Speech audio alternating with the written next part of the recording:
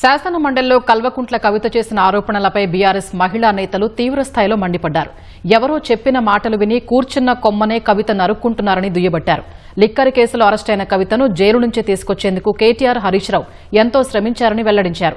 TRS పేరు BRS గా మార్పటం ఇష్టం లేదని చెప్పిన కవిత తెలంగాణ జాగృతిని భారత జాగృతిగా ఎందుకు మార్చారని ప్రశ్నించారు. రాజీనామా చేసి ఇన్నాళ్లైనా ఇంకా ఆమోదించకపోవడంపై అనుమానం వ్యక్తం చేశారు. ఎవరో ఆట ఆడిస్తూ ఉంటే కీలుబొమ్మలాగా మీరు ఆడటం సరైంది కాదు కవిత గారు. బీఆర్ఎస్ పార్టీ అసెంబ్లీని బైకాట్ చేస్తే హరీష్ రావు గారిని తిట్టినందుకే బైకాట్ చేస్తారా అని చెప్పి మీరు ప్రశ్న సంధించినారు.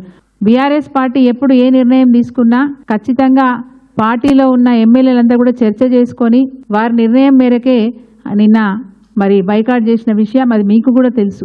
మరి ఎమ్మెల్సీగా రాజీనామా చేసిన మీరు మనస్ఫూర్తిగా చేశారా లేదా అని మేము అడుగుతా ఉన్నాం. దీంట్లో కూడా ఏమైనా నాటకం ఉందా? మీకు ఇష్టం లేకుంటే బీఆర్ఎస్ పార్టీ ఇచ్చిన ఎమ్మెల్సీ పదవిలో ఇంకా కూడా ఎందుకు కొనసాగుతూ ఉన్నారు? నాకు అవసరం లేదనుకున్న పదవిలో ఈరోజు ఎందుకు మీరు కౌన్సిల్ అటెండ్ అయినరు? ఈరోజు మీరు కాదు కంటతడి పెట్టేది, రోజు కేసీఆర్ గారి చేత కంటతడి పెట్టిస్తున్నారు. మీరు టీఆర్ఎస్ పార్టీని కాంగ్రెస్లో మర్జీ చేసేది ఉండే అని చెప్పినారు. మరి ఆ రోజు ఎందుకు ఈ భావజాలాన్ని మీరు ఆ రోజు వ్యక్తం చేయలేదు?